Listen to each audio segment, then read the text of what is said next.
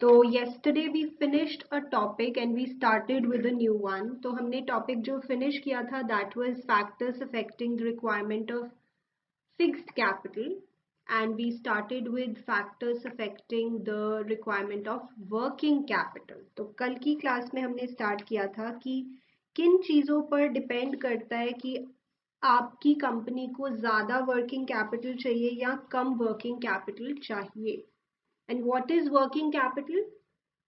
जैसे मैंने आपको बताया था, day to day expenses meet करने के लिए जो आपको पैसे चाहिए उसे आप वर्किंग कैपिटल कह सकते हैं.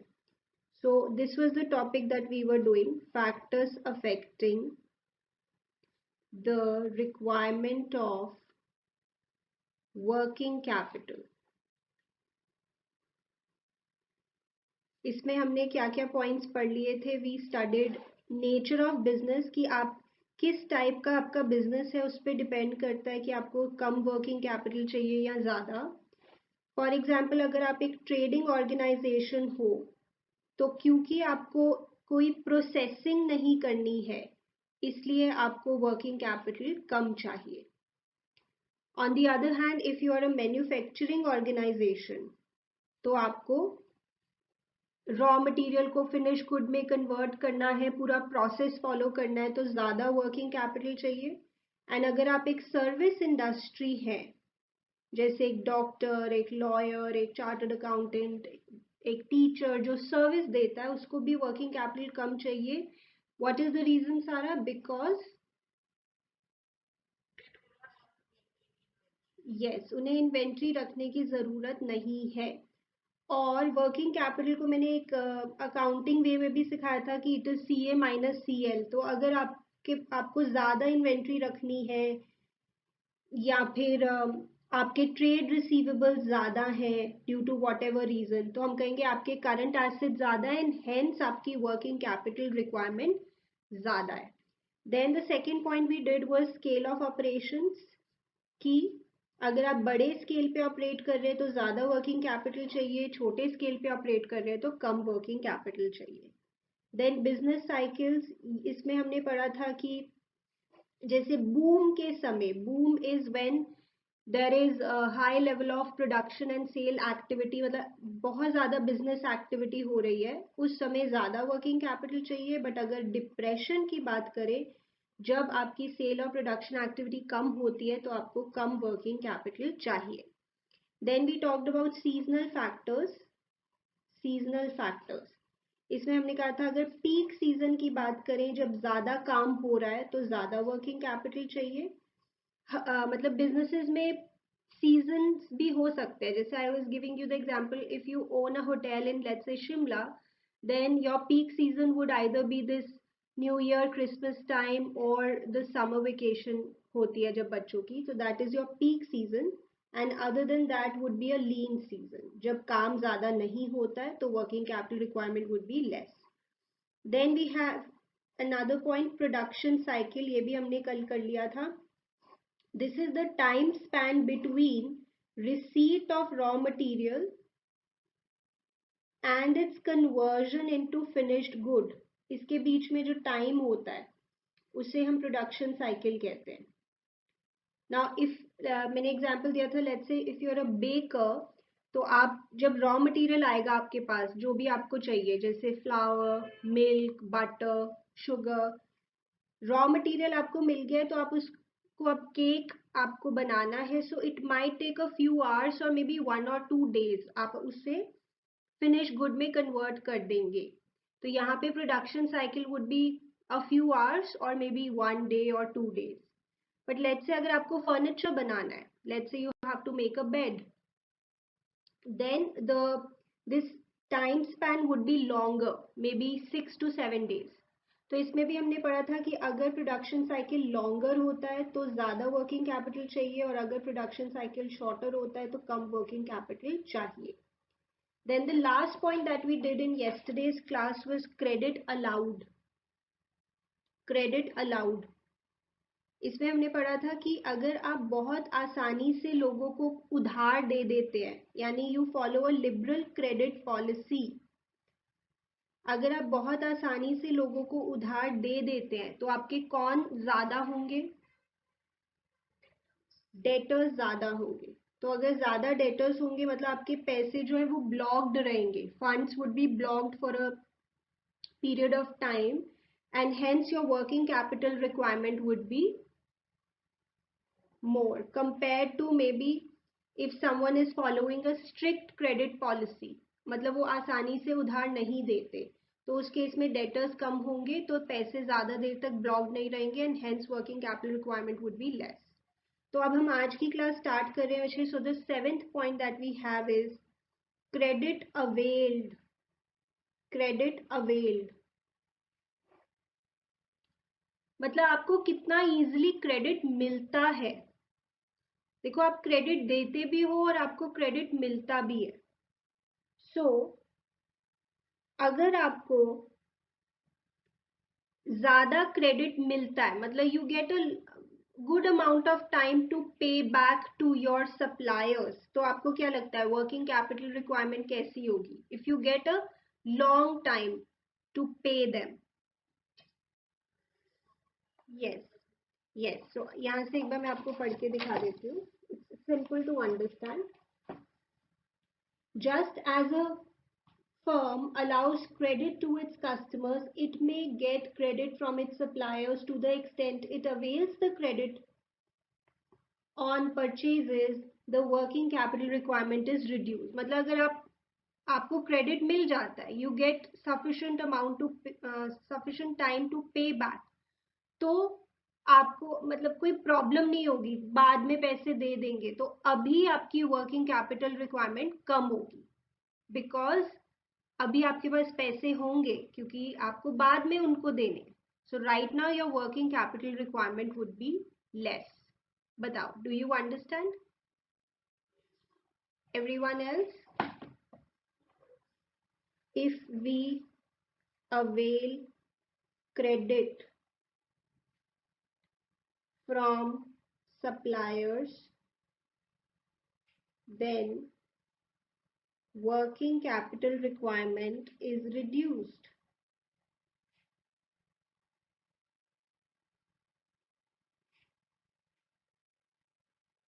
और अगर आप क्रेडिट नहीं लेते सप्लायर्स से तो आपको अभी पैसे देने पड़ेंगे, तो working capital requirement would be more.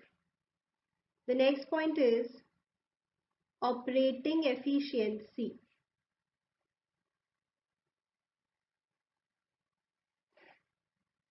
Operating efficiency, देखो ये पॉइंट सिंपल है। ये कहता है कि अगर मैं अपने काम, अपने ऑपरेशंस बहुत एफिशिएंटली कर रही हूँ, मैं कोई वेस्टेज नहीं करती and my operations are conducted in a very efficient way, तो आपको क्या लगता है working capital requirement would be more और लेस? लेस, बिकॉज आप वेस्टेज नहीं कर रहे हो। तो अब कैसे पता लगेगा that you are very efficient in your operations? उसके लिए उन्होंने 3 चीजें बताई हैं। सपोज आपकी इन्वेंट्री टर्नओवर रेशो हायर है, हायर इन्वेंट्री टर्नओवर रेशो, या आप अकाउंट्स में पढ़ते हो, इसका मतलब है कि आप जल्दी से अपने स्टॉक को सेल कर पाते हो। इसे मैं मतलब हम कैजुअल तरीके से भी लिख देते हैं टू मेक यू अंडरस्टैंड। हम अपने स्टॉक को जल्दी, कैसे लिखते हैं जल्दी? जल्दी, यस, सेल्स में कन्वर्ट कर देते हैं। तो क्या हम एफिशिएंट हैं? And I need to require less working capital क्योंकि मेरे पैसे ब्लॉक्ड नहीं रहेंगे। Another thing that they have given is better debtors turnover ratio। Debtors turnover ratio का प्रॉपर नाम जो हम पढ़ते हैं that is trade receivables turnover ratio. मतलब हम अपने डेटर्स से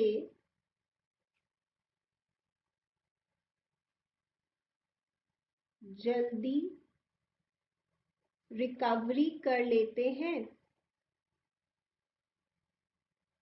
तो अगेन यहाँ पे भी आपके पैसे ब्लॉक्ड नहीं रहेंगे, you are efficient and you would require less working capital. And another is better sales effort. मतलब ओवरऑल आपका जो सेल्स एफर्ट है ना वो बहुत अच्छा है, मतलब you have good amount of sales and you are able to sell at a good price, तो that is better sales effort. इससे भी पता लगता है कि हम एफिशिएंट हैं और हम बहुत देर तक हमें अपने सामान को होल्ड नहीं करना पड़ता, we are able to sell it quickly. तो ये उन्होंने 3 चीज़ें बताई हैं कि अगर हम एफिशिएंट हैं तो हमारी इन्वेंट्री टर्नओवर रेशियो भी बेटर होगी, हमारी डेटर्स टर्नओवर भी बेटर होगी और हमारा ओवरऑल सेल्स एफर्ट भी बेटर होगा. And due to this we would need what, less और more working capital, less working capital. ठीक है, ये देखो, firms manage their operations with varied degrees of efficiency. For example, a firm managing its raw materials efficiently may be able to manage with a smaller balance. This is reflected in higher inventory turnover ratio. तो यहाँ पे stock is primarily raw material जैसे, तो हम अपने raw material को बहुत अच्छे से use करते हैं. Similarly, a better turnover ratio may be achieved reducing the amount tied up in receivables. मतलब मेरे पैसे कम देर तक blocked रहेंगे debtors में. Better sales effort may reduce the average time for which finished goods inventory is held. मतलब जैसे मेरा सामान तैयार होता है बहुत जल्दी मैं उसको सेल कर पाती हूँ, तो that is better sales effort. Such efficiencies may reduce the level of raw materials, finished goods and debtors, resulting in lower requirement of working capital. Do you understand? But अभी हमने इसको casually लिखा है, but how will we properly write it? तो अब देख लेते हैं. A firm managing its raw materials efficiently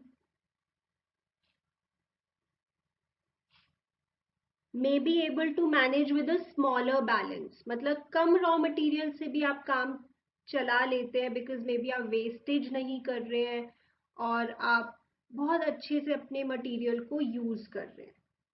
so maybe able to manage with smaller balance.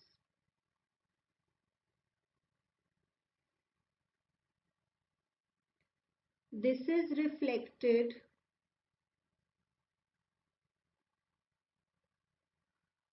in a higher inventory turnover ratio.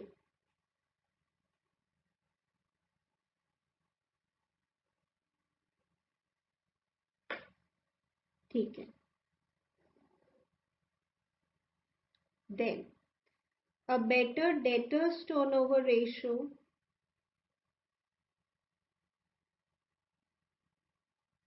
may be achieved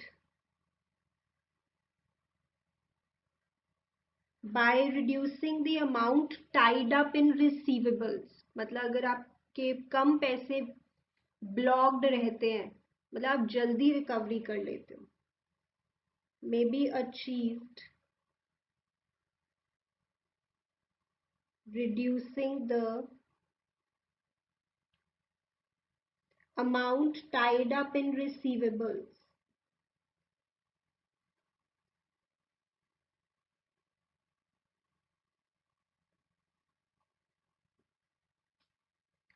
And the last is better sales effort.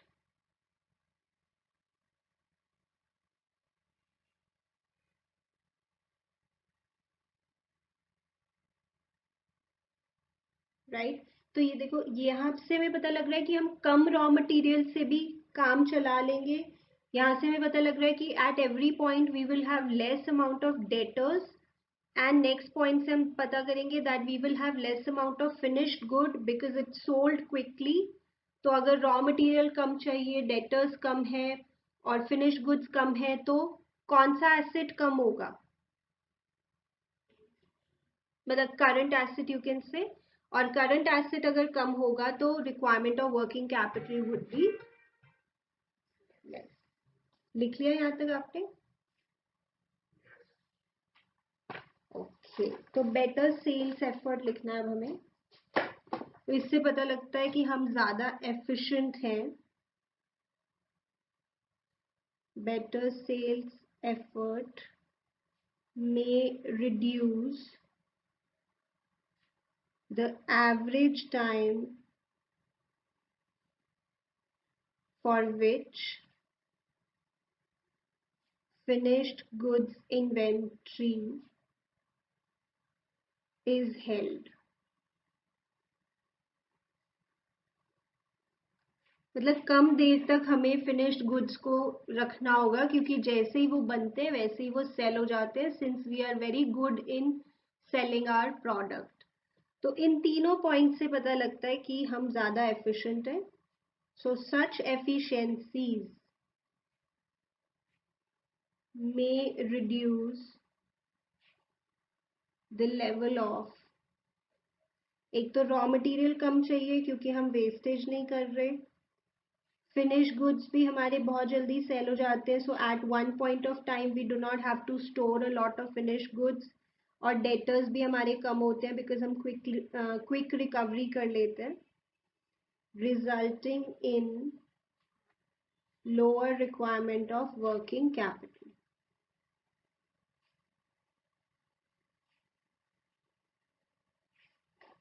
Right. Then the next point, availability of raw material।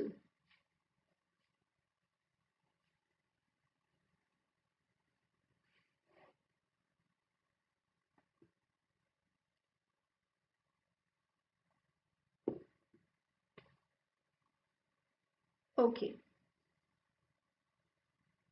देखो जी, पहले हम order place करते हैं, placement of order. किसका order place करें? Raw material. जैसे हमें raw material जो चाहिए उसके लिए हम ऑर्डर प्लेस करते हैं और फिर हमें कुछ दिन के बाद वो मिलता है, रिसीट ऑफ मटेरियल। इसके बीच में जो टाइम होता है, टाइम लैग, इसे कहते हैं लीड टाइम। मान लीजिए मैंने आज ऑर्डर प्लेस किया and day after tomorrow I am getting the order, तो 2 days would be my lead time, right? तो आप अब सोच सकते हो, अगर लीड टाइम ज्यादा है, सपोज अगर आज मैंने ऑर्डर प्लेस किया तो मुझे 1 month के बाद मटेरियल मिलेगा, मे बी बिकॉज बहुत दूर से मटेरियल आना है, या फिर वो मटेरियल ही ऐसा है जो इतनी जल्दी अवेलेबल नहीं होता। So suppose lead time is 1 month। तो अगर मैं आज ऑर्डर प्लेस कर रही हूँ तो मुझे 1 month के बाद मटेरियल मिलेगा। तो आज क्या मेरे पास 1 month का मटेरियल ऑलरेडी होना चाहिए so that my production does not stop. मतलब अभी 1 महीना लगेगा मटेरियल आने में, अब 1 महीना में खाली बैठूंगी? नहीं, I should have at least 1 month का मेरे पास मटेरियल होना चाहिए। और इस पॉइंट पे मैं ऑर्डर कर दूंगी कि 1 month मेरी प्रोडक्शन चलती रहेगी और फिर उसके बाद तो मटेरियल आ ही जाएगा। So in this case I have to keep with myself the raw material which can suffice for 1 month। But अगर लीड टाइम है 2 days, अगर आज मैंने ऑर्डर प्लेस किया तो मुझे बस डे आफ्टर टुमारो तक मिल जाएगा, तो मुझे ज्यादा मटेरियल अपने पास नहीं रखना पड़ेगा। तो किस केस में working capital requirement would be less? When lead time is lower, right? तो यही पॉइंट वो समझाना चाह रहे हैं। अगर आपको समय लगता है to get the raw material, then you would need more working capital. Why? Because you need to have that much material with you at the time of placing the order. और अगर लीड टाइम कम है तो आपको कम working capital चाहिए। Let's see here, If the raw materials and other required materials are available freely and continuously, lower stock levels may suffice. Suffice मतलब will be sufficient or will be appropriate. जल्दी से अगर आपको सामान मिल जाता है तो आप कम स्टॉक भी रखोगे तो that is good enough. If, however, raw materials do not have a record of uninterrupted availability, higher stock levels may be required. अगर आपको लगता है कि इतनी जल्दी नहीं मिलेगा तो आपको ज़्यादा स्टॉक रखना पड़ेगा अपने पास. In addition, the time lag between the placement of order and the actual receipt of materials is also relevant, which is called the lead time.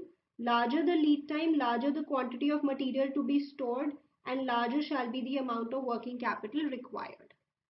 तो उन्होंने दो पॉइंट्स बना दिए, एक तो लीड टाइम वाला और एक वैसे उन्होंने बोला अगर रॉ मटेरियल आपको जल्दी मिल जाता है, फ्रीली मिल जाता है तो कम रखना पड़ेगा स्टॉक, और अगर रॉ मटेरियल आपको इंटरप्टेड सप्लाई है रॉ मटेरियल की तो आपको ज्यादा स्टॉक अपने पास रखना पड़ेगा.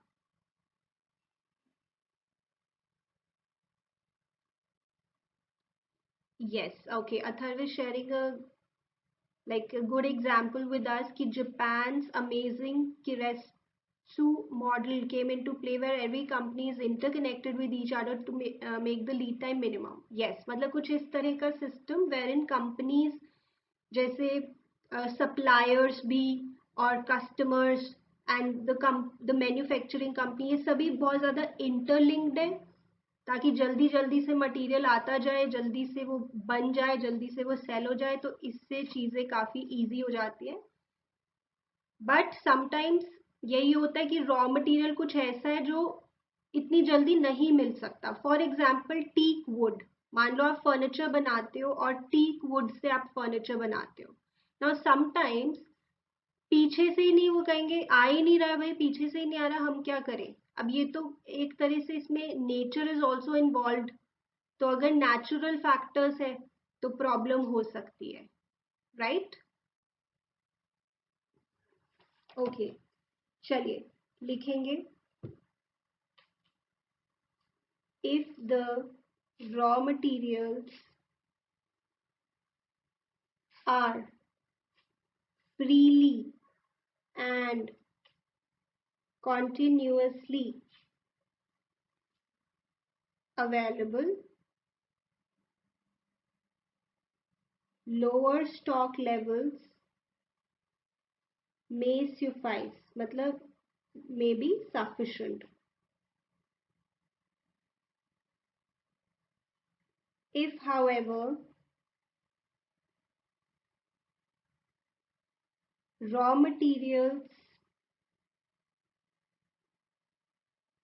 have interrupted availability, आपको लगता है कि श्योर नहीं है सामान कब तक आएगा हमारे पास, मतलब ऐसा हुआ है पहले भी कि बहुत इंटरप्शन रही है सप्लाई में, तो आपको अपने पास ज़्यादा मटेरियल रखना पड़ेगा. Higher stock levels may be required.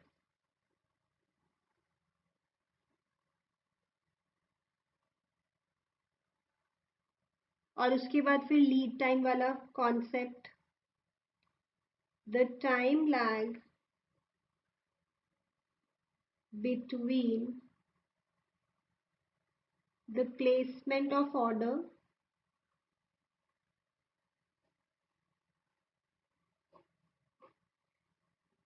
and the actual receipt of materials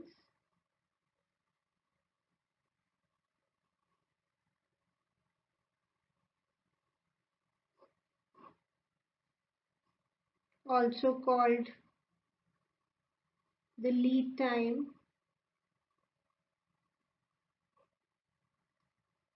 is also relevant. मतलब ये पॉइंट भी इम्पॉर्टेंट है. बस वही, longer the lead time, more working capital is required. Longer या larger the lead time, larger the quantity of material to be stored,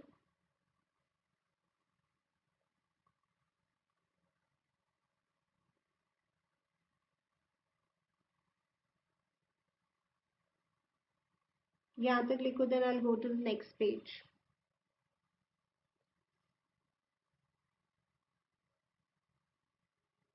Yes.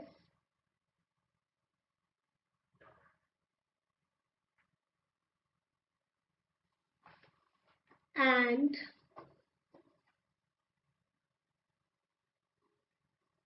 larger shall be the amount of working capital required.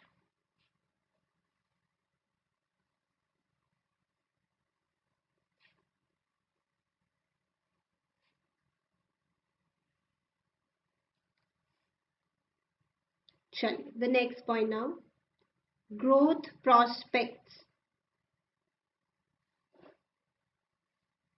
If you remember, this point was also there in good. Fix capital में भी हमने पढ़ा था, अगर आप बहुत grow कर रहे हैं, you are opening up new branches, you are selling more products, so you have to buy more machines, तो आपको फिक्स्ड कैपिटल ज़्यादा चाहिए. तो इसी तरह से वर्किंग कैपिटल में भी हम पढ़ रहे हैं, अगर आपका बहुत ग्रोथ पोटेंशियल है तो आपको ज़्यादा वर्किंग कैपिटल चाहिए, क्योंकि उतनी तेज़ी से फिर आप ग्रो कर रहे हैं, मतलब आपके खर्चे भी ज़्यादा होंगे, डे टू डे एक्सपेंसेस भी ज़्यादा होंगे. And if you're growing, you will have more stock, you will have more debtors, you will have more cash. All this will increase your current assets, and hence अगर current assets ज़्यादा है तो working capital ज़्यादा है, right? Okay. If the growth potential of a concern is perceived to be higher, it will require larger amount of working capital.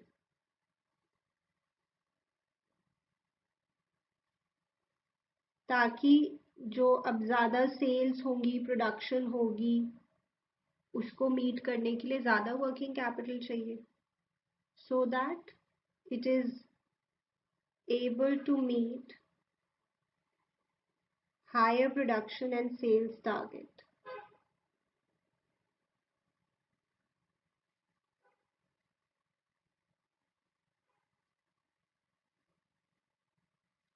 The next one, level of competition.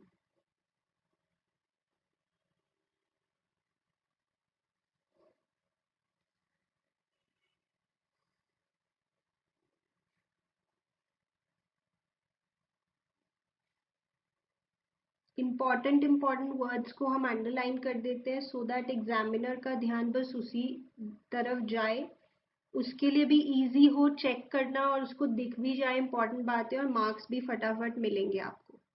सो जैसे growth potential higher, larger, this working capital.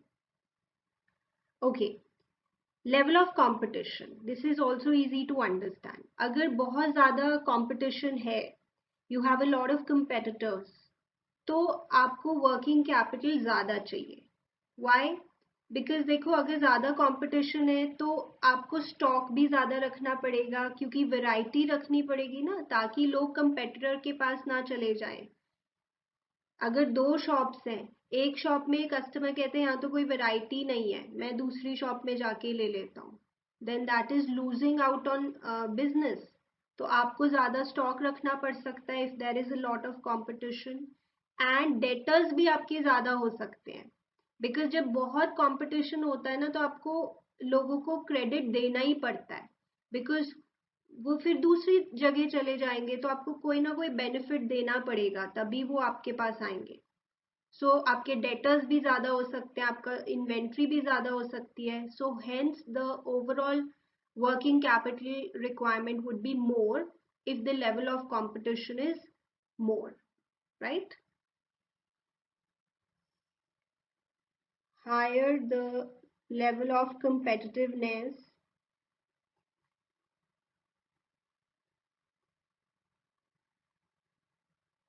may necessitate may necessitate larger stocks of finished goods, मतलब आपको finished good भी ज़्यादा रखना पड़ेगा. Like I said, more variety. To meet urgent orders from customers, और एकदम से कोई बड़ा ऑर्डर आ जाएगा तो आप ये तो नहीं कहोगे ना कि हमारे पास तो इतना स्टॉक है ही नहीं, आप वेट कर लो 5 days. वो कहेंगे 5 days हम क्यों वेट करें, we'll go to the next store या next supplier. So this increases the working capital requirement.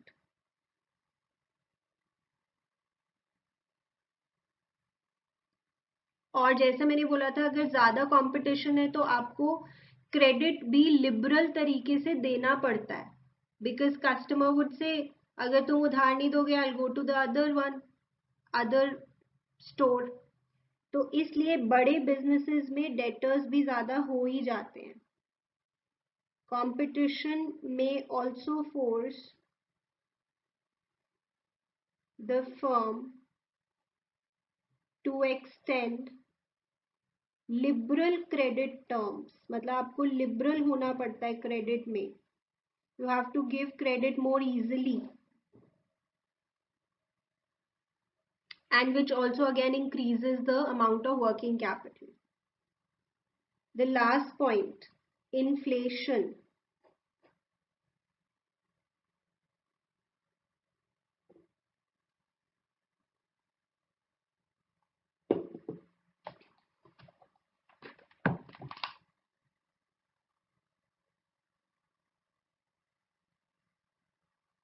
Interest on debt is a dash expense. Yes, which means that interest के होने से हमारी tax saving होती है. I discussed about this in great detail. Okay, coming back. Inflation मतलब simple है, अगर महंगाई है मतलब हर चीज मुझे महंगी मिल रही है एज अ बिजनेस, तो मेरी working capital requirement would be मोर, क्योंकि सब चीजें ही महंगी हो गई हैं. तो डे टू डे एक्सपेंसेस के लिए जो पैसे चाहिए वो भी अब ज्यादा चाहिए. Very simple to understand. So with rising prices larger amounts are required even to maintain a constant volume of production and sales. मतलब अगर चीजें महंगी हो गई हैं तो पहले जितनी प्रोडक्शन और सेल्स के लिए भी आपको ज्यादा पैसे चाहिए होंगे. Of course, the working capital requirement of a business does become higher with higher rate of inflation. It must, however, be noted that an inflation rate of 5% does not mean that every component of working capital will change by the same percentage. The actual requirement shall depend upon the rates of price change of different components, that is raw material, finished goods, labor cost, finished goods as well as their proportion in the total requirement. Okay, तो इतना ज़्यादा कुछ difficult नहीं है यहाँ पे समझना. वो कह रहे हैं अगर मान लो इन्फ्लेशन 5% से हुई है, the rate of inflation is 5%, मतलब दिस इज ओवरऑल या जनरल रेट. अगर पहले चीजें 100 की थी तो अब 105 की हो गई है. This is the rate of inflation. तो क्या सारी चीजें 5% से ही महंगी हुई है? एग्जैक्टली इसका ये मतलब होता है? नो मतलब किसी चीज का प्राइस 1% से बढ़ा होगा, किसी का 10% से बढ़ा होगा, किसी का 7% से, किसी का 3% से. तो एवरेज ये है. तो यही वो उन्होंने लिखा है कि अगर इन्फ्लेशन का रेट 5% है, इसका ये मतलब नहीं है that every component of working capital will change by the same percentage. Of course that's not going to happen. तो सिंपल है वैसे, ये पॉइंट लिखना स्टार्ट कर सकते हैं. Yes. With rising prices, larger amounts are required even to maintain constant volume. मतलब जितना पहले आप कर रहे थे प्रोडक्शन और सेल, उतनी करने के लिए अब आपको ज़्यादा पैसे चाहिए होंगे. Constant volume of production and sales.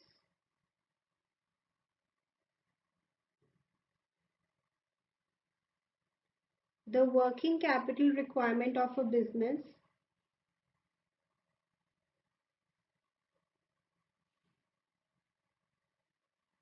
thus becomes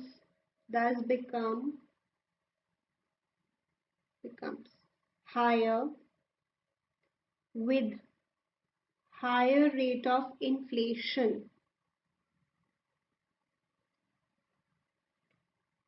but अगर इन्फ्लेशन का रेट 5% है, इसका ये मतलब नहीं है कि वर्किंग कैपिटल का हर कंपोनेंट 5% से ही बढ़ेगा. Of course it's not like that. यहां तक लिखें.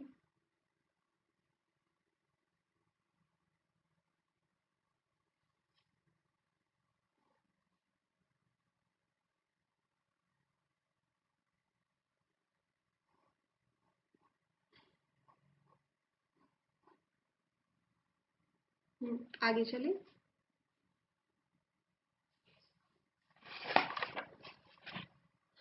Last point, last sentence.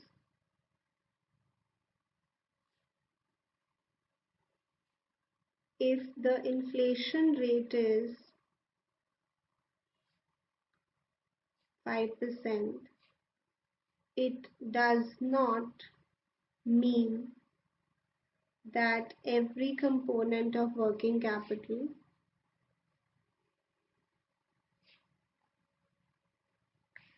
will change by the same percentage.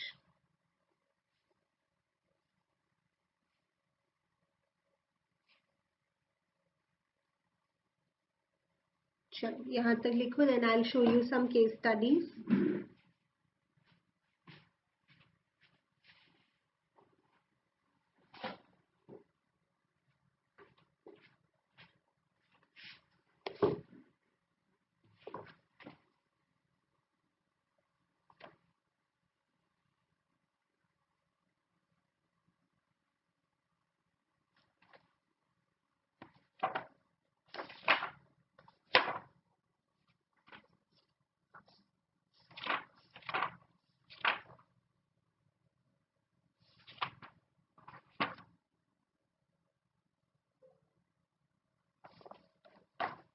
जी आपको वो वाले पॉइंट्स याद है, फैक्टर्स अफेक्टिंग डिविडेंड डिसीजन? अगर नहीं याद है तो उनको सामने रखो, सामने रख के तो याद आ ही जाएंगे. देखिए केस स्टडी. ओके, सो यहाँ पे हमें बताना है.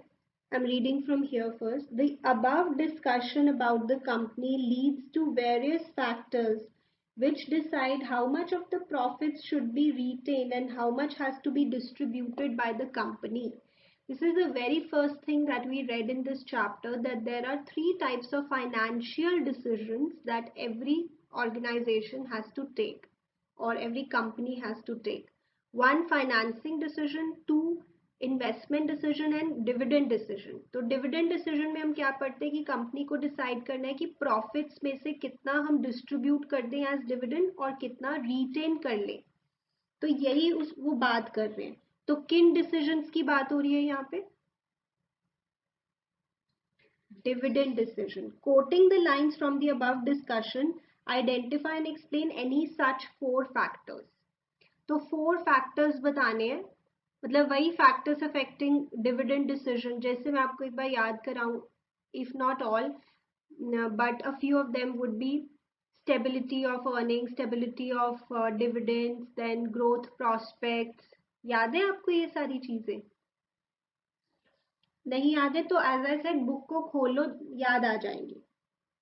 अब देखो, सारा limited is a company manufacturing cotton yarn. It has been consistently earning good profits for many years. यहाँ से एक हमें मिल सकता है, consistently earning good profits for many years. कौन सा पॉइंट है? Yes, stability of earnings. This year too it has been able to generate enough profits. There is availability of enough cash in the company. ये भी एक point था, cash वाला. What was the point? Cash flow position. And has good prospects for growth in future. Yes. It is a well-managed organization and believes in quality, equal employment opportunities, and good remuneration practices. It has many shareholders who prefer to receive a regular income from their investments. This line, yes, कि उन्हीं से ही पूछ लो कि what do they prefer and give them the dividend accordingly. So shareholders' preference. It has taken a loan of 40 lakhs from IDBI and is bound by certain restrictions on the payment of dividend according to the terms of loan agreement. Yes, तो यहाँ पे कुछ बच्चे बोलते थे legal constraint, but no, दोनों अलग थे. लीगल कॉन्स्ट्रेंट में हमें कोई ना कोई एक्ट बाइंड कर रही थी कि आपको, जैसे मैंने एग्जांपल दिया था, कंपनीज एक्ट में कुछ प्रोविजंस है जो हमें फॉलो करने पड़ेंगे वाइल पेइंग आउट डिविडेंड. और अगर हमने लोन लिया है और वो जो लेंडर है वो हमें बाइंड कर रहा है, तो दोज आर कॉन्ट्रैक्चुअल कॉन्स्ट्रेंट्स. तो यहाँ पे वैसे हमने 5 पॉइंट्स रिकॉग्नाइज कर लिए. 5, यस, बट हम इसमें से कोई भी 4 लिख देंगे तो we are good. So I'll repeat: stability of earnings, cash flow position, growth opportunities, shareholders' preference, and contractual constraints. Do you understand? Right. ये वाला question भी देखेंगे. Indian Logistics has its own warehousing arrangements at key locations across the country. Its warehousing services help business firms to reduce their overheads, increase efficiency, and cut down distribution time. Sorry, you have to tell कि इस type के business की working capital requirement high होगी या लो. तो अभी जो भी हमने फैक्टर्स पढ़े उसमें से कोई फैक्टर इसमें फिट इन करने की कोशिश करो.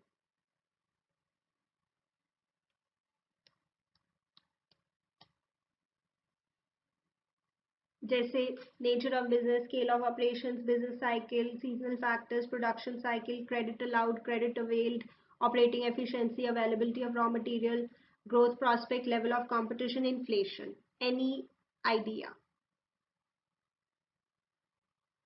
So this is a point that we did in the last class.